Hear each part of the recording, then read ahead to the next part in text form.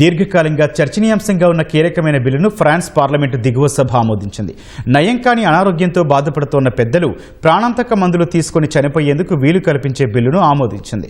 ఐరోపా అంతటా చట్టబద్ధంగా జీవితాన్ని ముగించే చికిత్స కోసం ప్రజల నుంచి డిమాండ్లు పెరుగుతోన్న నేపథ్యంలో ఈ బిల్లుకు ఆమోదం లభించింది. ఫ్రాన్స్ జాతీయ అసెంబ్లీలో ఈ బిల్లుకు అనుకూలంగా 305 ఓట్లు, వ్యతిరేకంగా 199 ఓట్లు వచ్చాయి. తదుపరి చర్చ కోసం బిల్లును సెనేట్కి పంపనున్నారు. ఫ్రాన్స్లో సుదీర్ఘమైన సంక్లిష్టమైన ప్రక్రియ కారణంగా ఖచ్చితమైన ఓటును షెడ్యూల్ చేయడానికి నెలలు పట్టవచ్చని సమాచారం. అయితే సెనేట్ తీసుకునే నిర్ణయంపై జాతీయ అసెంబ్లీకి తుది నిర్ణయం ఉంటుందని తెలుస్తోంది.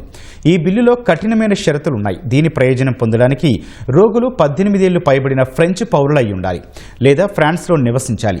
రోగికి నయం చేయలేని అనారోగ్యం ముదిరిన లేదా చివరి దశలో ఉందని వైద్య నిపుణుల బృందం నిర్ధారించాలి.